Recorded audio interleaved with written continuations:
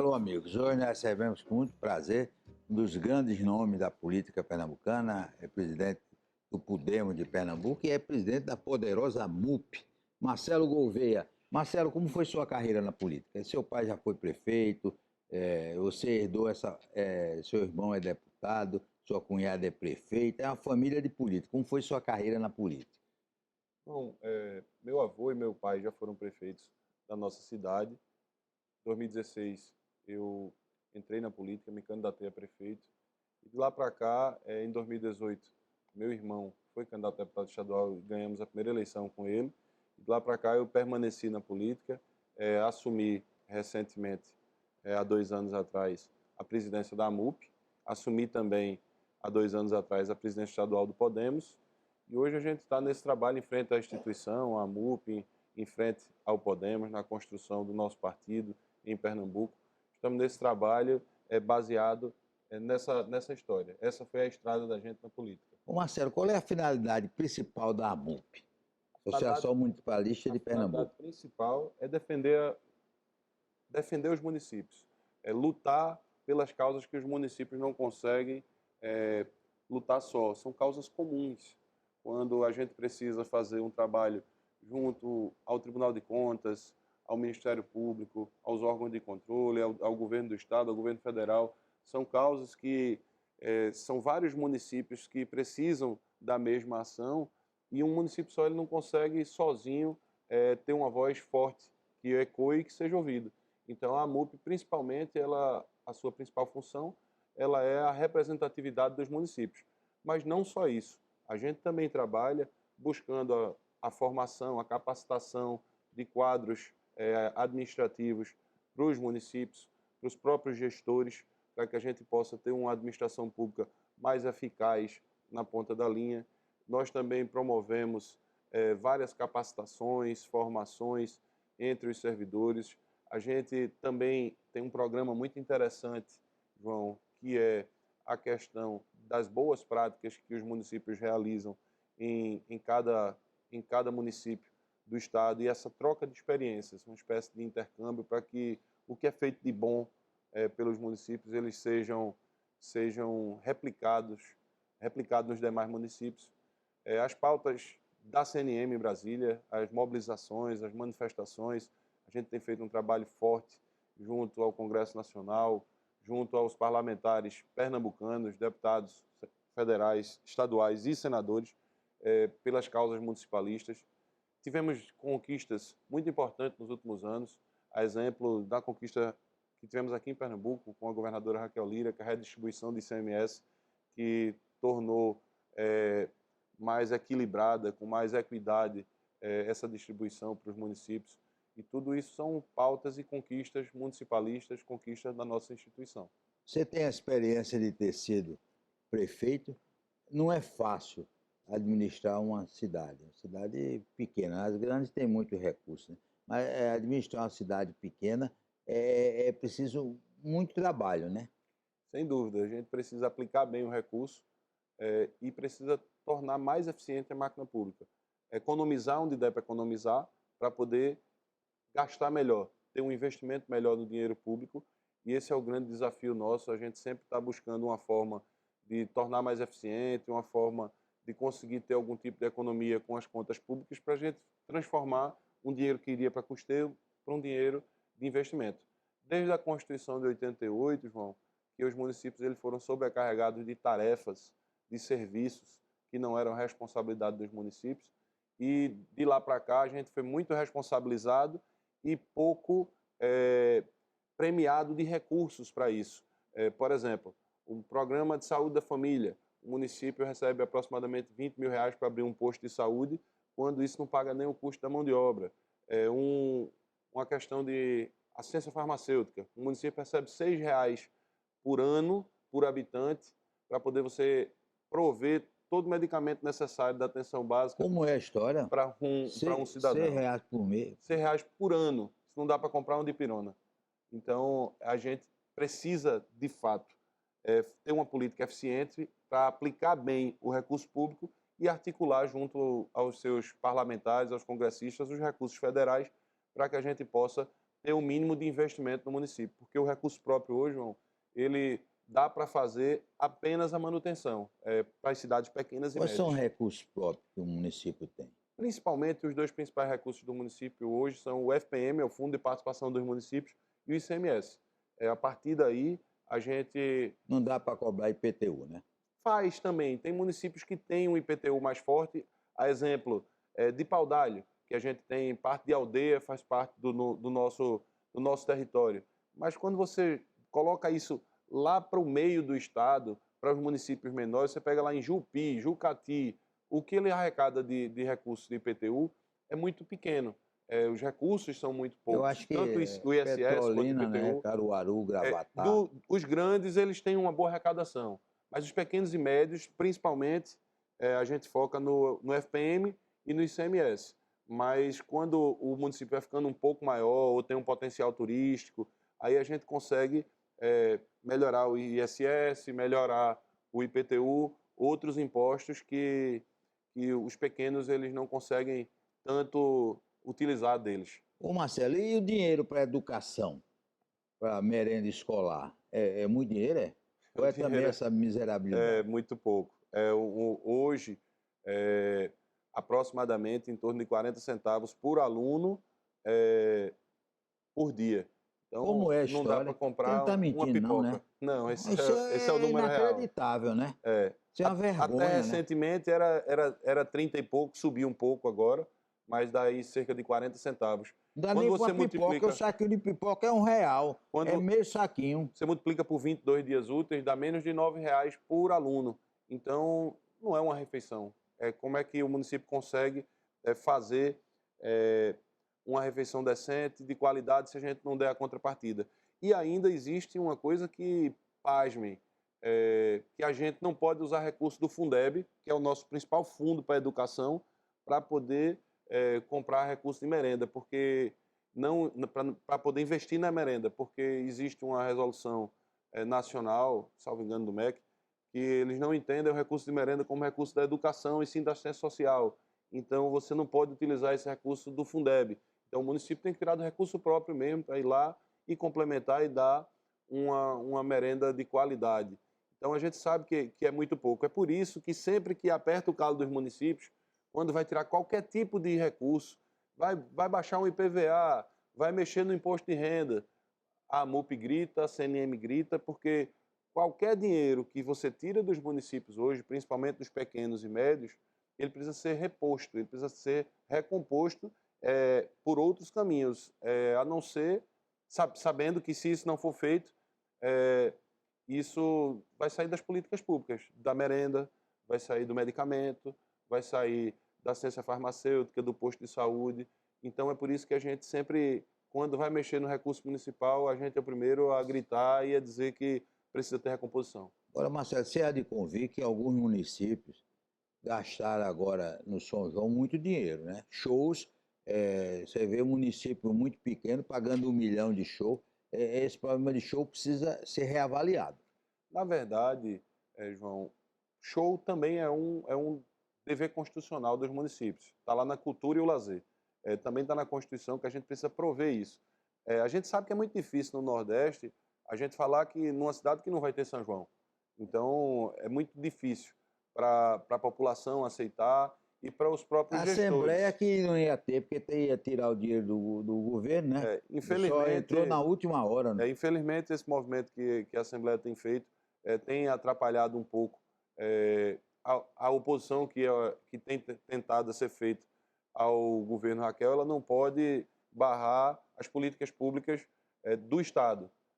Por exemplo, essa questão do empréstimo que está se fazendo agora, você tratar isso e travar para que deixe de vir o arco metropolitano e a duplicação da BR-232, meramente por uma questão política. Pernambuco não pode parar de desenvolver porque a gente está 1 ano e meio antes da eleição.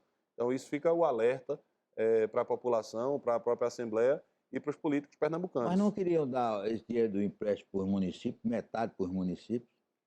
Na verdade, eu diria, João, que isso foi uma cortina de fumaça que foi lançada, porque a MUP sabe e os deputados sabem que não pode. Um ente ele não pode pegar um empréstimo em seu nome para repassar para outro ente da federação.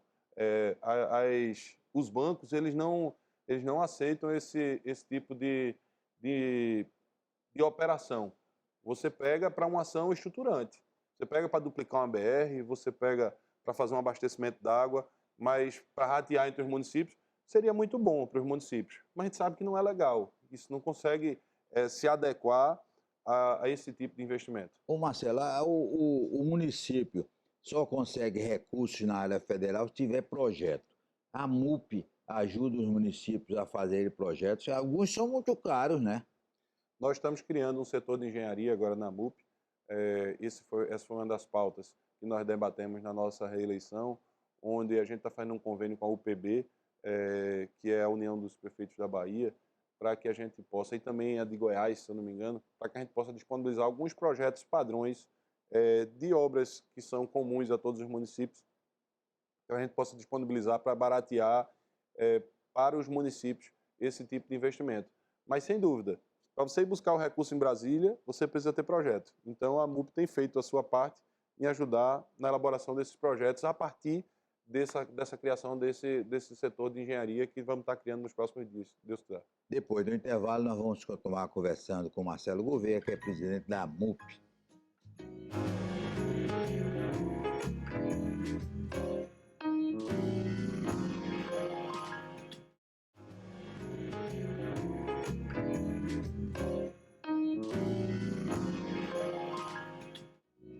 Marcelo Gouveia, é verdade que a MUP não tem sede própria, ali é alugada, é? É verdade. A Na MUP Avenida Recife. Isso, ela é alugada já desde a criação. Antes ela era aqui no centro da cidade, depois foi transferida para lá. Nós estamos trabalhando isso com a governadora Raquel Lira. Ela se comprometeu em ajudar os municípios pernambucanos a gente adquirir aquela sede. A gente está nas tratativas com os proprietários e a gente espera que até o fim desse mandato a gente possa entregar isso aos prefeitos pernambucanos. Esse é um problema Naquele mesmo local. naquele mesmo local. Porque a partir do momento que a gente adquirir, a gente pode fazer maiores investimentos, fazer um auditório maior, criar uma estrutura melhor. A gente entende que é um local central, onde os prefeitos não precisam entrar em Recife. Então, a gente pretende adquirir aquele prédio e pretende fazer uma parceria com o governo do estado para que isso possa acontecer o quanto antes. Agora, aquela área da MUP é degradada, é horrível, né? Tem cavalo na rua, tem uma praça, lixo. Podia cuidar melhor da chegada à MUP, né? Sem dúvida. Ali, aquele entorno, primeiramente esclarecer que não é uma responsabilidade nossa, porque não é no terreno da MUP essa área que o senhor está falando. São terrenos baldios, terrenos que fazem parte ali das próprias rodovias. A gente estava falando agora há pouco, na chegada de Recife, a gente vê ali cavalos, plantações, uma área bem abandonada, lixo. Caminhão. E a gente entende que é necessário um olhar diferente para lá.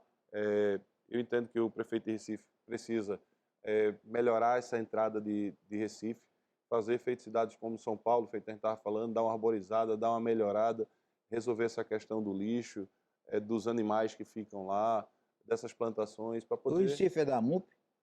O Recife faz parte da Faz MUP? parte, sim. Todos os 184 municípios, eles são filiados hoje à nossa Fernando instituição. Noronha também? Não, Fernando Noronha não.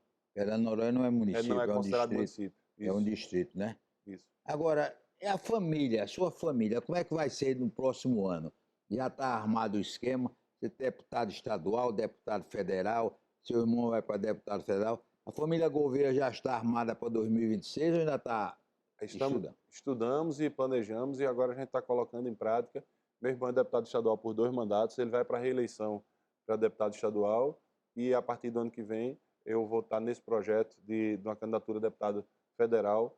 Vou estar, se Deus permitir, colocando meu nome à disposição da população para poder representar o povo de Pernambuco na Câmara Federal. Fortalecer o municipalismo e fortalecer a boa política em Pernambuco. O seu irmão, durante muito tempo, foi o primeiro secretário, que é o cargo mais importante depois da presidência da Assembleia. Mas ele quer continuar aqui, ele não quer ir para Brasília, não, né? Não, ele pretende continuar aqui, dando continuidade ao trabalho que tem desenvolvido nos municípios pernambucanos. Ele tem feito um grande mandato na Assembleia Legislativa e a gente vai buscar ocupar esse espaço do nosso grupo em Brasília. Em outro momento, a gente pode até buscar fazer uma alternância. A política é muito dinâmica, mas o momento agora é de reeleição de Gustavo para deputado estadual e, se Deus permitir, eu irei para deputado federal, serei candidato a deputado. O prefeito lá é de vocês? Em Paudalho, a prefeita eleita foi minha secretária de Educação, a gente apresentou o nome dela e ganhamos a eleição lá. Em Carpina, nós apresentamos o nome de minha cunhada, da esposa de Gustavo, e ganhamos a eleição em Carpina. Já temos vários prefeitos em Pernambuco que apoiam tanto a minha candidatura a deputado federal, são 15 prefeitos, quanto a candidatura de Gustavo a deputado estadual. Eu acho que ele é o deputado estadual que mais tem prefeitos em Pernambuco apoiando ele. Então, a gente está aí nesse trabalho, é um trabalho de construção de base, do litoral até o Araripe. A gente tem uma sementinha plantada para poder fortalecer o nosso grupo e o nosso partido. Ô Marcelo, o Podemos namorou um bocado de tempo com o PSDB, mas parece que esse namoro pifou, brigaram, estão separados mesmo, né?